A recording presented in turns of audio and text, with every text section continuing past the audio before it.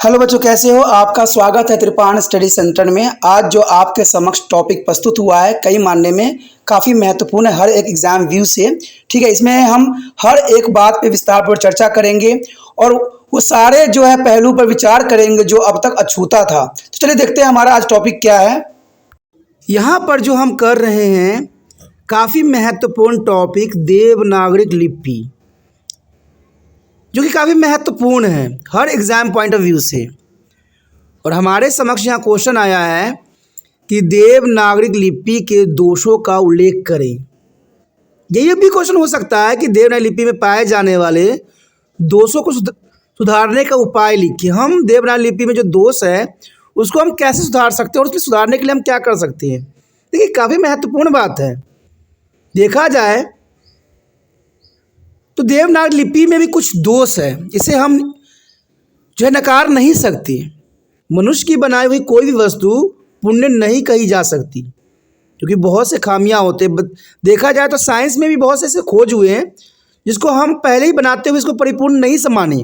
इसके उदाहरण के तौर पर आप मेंडलेव के पीरियोडिक टेबल भी ले सकते हो कि जिसमें बहुत साइंटिस्ट ने बहुत से अपने विचारधारा रखे। किसी ने जो है 59 जो है एलिमेंट बताए, किसी ने 70 एलिमेंट बताए और किसी ने कुछ एलिमेंट बताए। सबकी अपनी अपनी विचारधारा थी, लेकिन बाद में एनालाइज करके मेंडलेव के जो न्यू रूल रेगुलेशन बनाई गई उसमें 118 एलिमेंट का जो है स्थान दिया गया और ये भी बताया गया कि भविष्य में खोज की जा सकती है, जो सही है। तो मनुष्य के रिसर्च जो होते हैं पहले स्टार्टिंग पॉइंट से होते हैं और धीरे धीरे ये अपना रूप धारण करते हैं। तो यहाँ पर देवनागरी लिपि में भी कुछ ऐसे ही मिला है कि मनुष्य की बनाई हुई कोई भी वस्तु पुण्य नहीं कही जा सकती। अंततः किसी लिपि का दोष रहित होना अनहोनी बात मानी जाएगी। ऐसा तो कोई लिपि नहीं जिसमें दोष ही न हो, और दोष न हो ऐसा हो ही नहीं सकता। भारतीय एवं पाश्चात्य विद्वानों ने देवनागरी लिपि में कुछ दोष गिनवाए हैं, और ये दोष दो प्रकार के यहाँ पर बताए गए हैं। पहला तो ये बताया गया है कि भाषा के स्वाभाविक विकास के कारण आने वाले दोष, यानी भाषा के स्वाभाविक विकास के कारण आने वाले दोष। और दूसरा बोला गया है कि प्रारंभ से विद्यमान दोष, जो शुरू से ही विद्यमान है, जिसको हम नहीं हटा सकते। जैसे देखिए, पहले प्रकार के दोष उच्चारण या प्रांतीय बोलचाल में परिवर्तन लाने या विकास होने पर होते हैं। जैसे ऋषि शब्द का उच्चारण में ऋषि के स्थान पर हम री बोला जाता है, ऋषि। देखिए, हम ऋषि शब्द आपको नजर आ रहा है और इसमें देखिए हम री भी बोल सकते हैं। और इसी प्रकार बहुत से स्थानों पर श को श या ख बोला जाता है। तो ये भी एक तरह का दोष है कि हम एक शब्द को श को लिए षटकोण वाला श है और ये देखा जाए तो सलगम वाला श है, तो दोनों में बोला जाता है। विद्वानों का मानना है कि जिस प्रकार देवनागरी लिपि में ऋषि यानी बड़ी ऋषि को श दोरी निकाल दी गई है, इसी प्रकार श्री को श को भी निकाल देना चाहिए। जैसे आपको शब्द नजर आ ही रहा होगा, तो इसमें नीचे भी मात्रा लगा दी जाती है जो श को रिप्रेजेंट करता है, तो हमें इसको भी निकाल देना चाहिए, क्योंकि कहते हैं समय के साथ बदलाव होना काफ़ी महत्वपूर्ण है और ये जरूरी भी है। चलिए दूसरे प्रकार के दोषों को यहाँ पर हम एनालाइज करके देखें कि देवनागरी लिपि में और कौन कौन से दोष हैं, तो ये काफ़ी महत्वपूर्ण रहेगा। चलिए देखते हैं। देखा जाए तो पहली यही बात आती है कि ध्वनि दो प्रकार की होती है। ध्वनि जो होती है दो प्रकार की होती है, जबकि देवनागरी में एक ही प्रकार का वर्ण या अक्षर ध्वनि को व्यक्त करता है। जैसे व ध्वनि के लिए अंग्रेजी में हम वी और डब्लू दो ध्वनि अक्षर पर देवनागरी में एक ही है। देखा जाए तो आप इसको दोष कह लें या इसे गुण कह लें, तो ये महत्वपूर्ण बात है कि ध्वनि के लिए यहाँ पर व ध्वनि जो है अंग्रेजी से हम कंपेयर करें तो वी और डब्लू का उपयोग किया जाता है और इसका उच्चारण होता है व, और देवनागरी लिपि में सिर्फ एक ही है व, तो ये भी एक दोष हो सकता है। अगर हम दूसरी बात पर चर्चा करें तो ये बात साफ करता है कि देवनागरी लिपि में कोई कुछ वर्णों या अक्षरों के दोहरे रूप प्रचलित है, जैसे अ, प्र, न, ए, भ, झ आदि। यानी देवनागरी में कुछ वर्ण जो है अक्षरों के दोहरे रूप प्रचलित है। तो ये प्रचलित काफ़ी इम्पोर्टेंट है, जैसे प्र, न को ए। हमारे मतानुसार यदि ये दोनों रूप चलते रहें तो इसमें कोई दोष नहीं है। कंप्यूटर में दोनों ही तरह के वर्ण मौजूद हैं। तो देखा जाए कंप्यूटर को विकास करके हमने दोनों तरह के वर्णों का उपयोग कर लिए हैं, लेकिन ये एक तरह की खामियां हैं जिसको दूर करना बहुत ज़रूरी है। और इन दोषों का दूर करना देखा जाए तो समय पे चल रही है, और हो सकता है आने वाले समय में इसका जो है दोष दूर कर दिया जाए।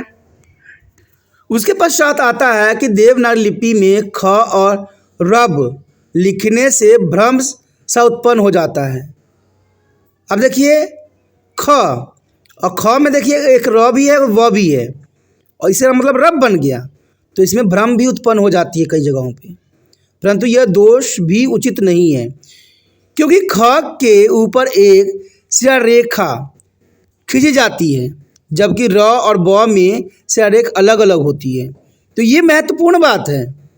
ख में देखिए शिलारेख खींची जाती है, जबकि र और ब में कोई शिलारेख नहीं है, सिंपल है। परंतु कंप्यूटर द्वारा मुद्रित अक्षरों में इसका अंतर शिलारेखों द्वारा नहीं पहचाना जा सकता है। तो ये काफ़ी महत्वपूर्ण दोष हो सकती है कंप्यूटर के अंतर्गत। अतुल इस अवस्था में इन दोनों वर्णों में उपस्थित थोड़ी दूरी से ख अथवा र में भी अंतर स्पष्ट हो जाता है। कई जगह मैंने भी बच्चों को मैं गलतियाँ देखा है कि वो र जो होते हैं व उसको ख बना देते हैं, क्योंकि जब तक इसका मुंह इससे साथ नहीं मिलेगा तब तक जो है ख में नहीं माना जाएगा। और यही इसकी सबसे बड़ी जो है दोष है। देवनागरी लिपि में एक दोष यह भी माना जाता है कि इसमें न, र, म, ल की महाप्राण ध्वनि नहीं है। यानी न, र, म, ल जो है एक महाप्राण ध्वनि नहीं है, किंतु इस दोष का परिहार स्वयं ही हो जाता है। लेकिन तब होता है जब ध्वनि के साथ ह अक्षरों का संयोजन कर दिया जाता है। जैसे आप देख सकते हो न, म, र, ल आदि।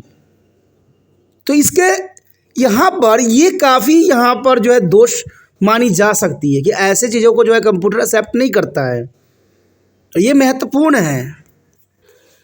देवनागरी लिपि में एक दोष माना जाता है, देखा जाए तो एक दोष ये भी माना जाता है कि देवनागरी लिपि में छोटी ई और बड़ी ई की मात्राओं को भी वैज्ञानिक नहीं माना जा सकता। ये बहुत बड़ी खामियां हैं कि देवनागरी लिपि में छोटी ई और बड़ी ई की मात्राओं को भी वैज्ञानिक नहीं माना जा सकता। जैसे मिलन, किस्म आदि में ई की मात्रा वर्ण से पहले लगती है, और मील, स्त्री, श्री में बड़ी ई की मात्रा बाद में लगती है। कुछ विद्वानों का सुझाव है कि छोटी ई और बड़ी ई की मात्रा जो है ई बड़ी ई की मात्रा ही हो, किंतु ई की मात्रा को कुछ छोटा कर दिया जाए। जैसे गुरुमुखी लिपि में अ की मात्रा होती है, जैसे गुरुमुखी में अ की मात्रा होती है, किंतु देवनागरी लिपि में यह व्यवहारिक प्रतीत नहीं होता है। तो ये काफ़ी महत्वपूर्ण है कि हम ई की मात्राओं में फंस जाते हैं। तो ये भी काफ़ी बड़ा दोष हो सकता है। और अगली बात करें र, देखा जाए तो र व्यंजन की मात्राओं को लेकर भी कई लोगों को परेशानी का सामना करना पड़ता है। कुछ विद्वान क्रम, कर्म, राष्ट्र आदि को लेकर परेशानी दिखाई देती हैं, और ये बच्चे भी गलत करते हैं। वो कर्म कैसे लिखते हैं, करम, कर्म लिख लेते हैं। कर्म को वो लोग इस प्रकार लिखते हैं और क्रम को करम, क्रम। तो इसमें भ्रमित होना स्वाभाविक बन जाता है, क्योंकि ये भी एक तरह से भ्रम उत्पन्न करता है। किंतु र की मात्रा का प्रयोग उच्चारण की शुद्धता पर ध्यान देने से आसानी से समझ में आ सकता है, क्योंकि र को स्वर के आधार पर ही विविध रूपों में प्रयोग होता है। तो ये सारे कहीं ना कहीं दोष के रूप में देखे जा सकते हैं। उसके पश्चात देखें तो देवनागरी लिपि में अन्य स्वरों की मात्राओं को भी दोष माना जाता है कि देवनागरी लिपि में अन्य दोषों को भी माना जा सकता है यदि यह हम भाषा प्रवृत्ति प्रचलनगत स्वभाव की स्वाभाविक प्रक्रिया पर थोड़ा सा ध्यान दें और उच्चारण को शुद्ध रखें तो इस स्वरों की मात्राओं को समझने में कोई कठिनाई नहीं होगी। लेकिन देखा जाए तो हमें अपने ऊपर ध्यान नहीं देना है, हमें तो बच्चों को सिखाना है। तो इस पे बच्चों को ये बात बताना पड़ेगा कि हम कोई भी उच्चारण करें तो सिस्टमैटिक और शुद्धता के साथ करें, क्योंकि देवनागरी लिपि में अन्य स्वरों की मात्रा को भी दोष माना जाता है। हम भाषा प्रवृत्ति और प्रचलनगत स्वभाव की स्वाभाविकता प्रक्रिया पर थोड़ा सा ध्यान दें और उच्चारण को शुद्ध रखें तो इन स्वरों की मात्राओं को समझने में काफ़ी कठिनाई नहीं होगी। देखा जाए तो देवनागरी लिपि में वर्णों की संयुक्त करने की कोई निश्चित पद्धति नहीं है। देवनागरी लिपि में वर्णों की संयुक्त करने की कोई निश्चित पद्धति नहीं है। कुछ लोग इकट्ठा लिखते हैं, जो कुछ इकट्ठा, ठीक है, तो कुछ इकट्ठा लिखते हैं। देखा जाए तो इसी प्रकार क ट ट ड ढ और क देखिए इस प्रकार ट के नीचे ट, ड के नीचे ड, तो दोनों प्रकार में लिखे जाते हैं। तो केंद्रीय हिंदी निर्देशालय ने 1998 में देखा जाए तो केंद्रीय हिंदी निर्देशालय ने 1989 में लिपि में सुधार के जो उपाय सुलझाए उनमें ट ट ड ड और क लिखने की सलाह भी दे दी गई। तो ये काफ़ी महत्वपूर्ण है और ज़रूरी है। देखा जाए तो हम अगर दोषों की बात करें तो सीधा रेखा संबंधी नियमों का न पालन करने पर कई वर्ण कुछ जो है हो जाती हैं। यानी वर्ण का उपयोग न करने पर कई वर्ण जो है कुछ हो जाते हैं, जैसे ध, घ, भ, म आदि। किंतु वर्णमाला को अच्छी तरह समझ लेने से इस दोष में आसानी से बचा जा सकता है। बच्चों में ये भ्रम रहता है हमेशा कि वो ध कैसे लिखे, घ कैसे लिखे और छ कैसे लिखे, क्योंकि तीनों का जो है एक ही जैसा होता है, सिर्फ इसमें कुछ बातों का फ़र्क होता है जो आप भली भांति समझते हो। तो ये भ्रम को दूर अगर तभी किया जा सकता है, इन दोष को दूर किया जा सकता है तब जब हम जो है आसानी से उसको समझें और इसको हम एनालाइज करने की कोशिश करें। कहते हैं चंद्र बिंदु और अनुस्वर को चिन्ह का उपयोग भी मनमाने रूप में लिया किया जा सकता है। तो ये भी बात महत्वपूर्ण है कि चंद्र बिंदु और अनुस्वार के चिन्ह का प्रयोग भी मनमाने रूप से किया जा रहा है। अब देखिए कोई व्यक्ति जो है हंस और हंस का ही उदाहरण ले, दोनों अलग अलग वर्ड होती है और सभी व्यक्ति जो है इसको अलग अलग ढंग से प्रस्तुत करते हैं। तो ये लोग मनमाना ढंग अपना रहे हैं जो गलत है। आप देख सकते हो कोई बिंदी लगाता है, कोई चंद्र बिंदु लगा रहा है, ये गलत है। लेकिन देखा जाए तो हंसी को कहते हैं, जबकि हंस एक पक्षी होता है। अब दोनों में बहुत अंतर हो गया। हंस जो है हंसी को कहते हैं और हंस एक पक्षी का नाम है। और यह गलती उच्चारण के नियमों को न समझने के कारण होती है। जिस अक्षर में आधे न का प्रयोग किया जाता हो उसमें अनुस्वार का चिन्ह लगाया जा सकता है, जैसे नंद, पंत।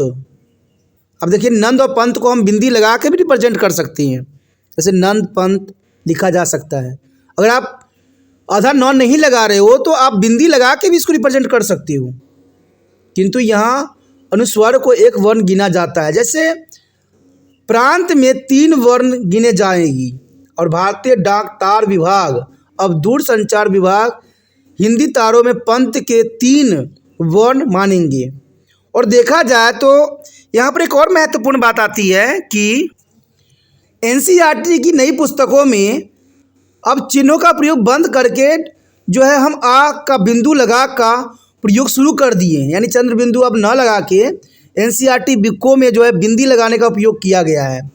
किंतु बहुत से लोग इनमें पंजाब के प्रमुख हिंदी दैनिक समाचार पत्र भी शामिल हैं। कहते हैं चंद्र बिंदु के स्थान पर बिंदु का उपयोग करना अपनी शान समझते हैं। तो अब चंद्र बिंदु का स्थान जो है ख़त्म होती जा रही है, जो कि बहुत से दैनिक समाचारों ने भी और एनसीईआरटी ने भी ऐसा कदम उठाया है। और ये बदलाव का सबसे बड़ा रूप देखा जा सकता है। देवनागरी लिपि में विद्यमान छत्र त्र ज्ञ मूल्य ध्वनि नहीं है। छत्र त्र ज्ञ मूल्य ध्वनि नहीं है और इनकी संरचना अन्य ध्वनियों को मेल से संबंधित होती है, जैसे क्र श, यानी क श से बना है छत्र, त प्लस र त्र, ज प्लस अ ज्ञ। अब कुछ विद्वानों इन्हें त्यागने की सिफारिश करते हैं, किंतु वर्षों से लोग इन वर्णों का उपयोग कर रहे हैं और कभी किसी को कठिनाई नहीं आई है, तो इसलिए हम ये जो हिंदी से वर्ड को नहीं हटा सकते। कहते जो सदियों से चली आ रही है, हम इसको नहीं हटा सकते और ये परिपूर्ण शब्द है।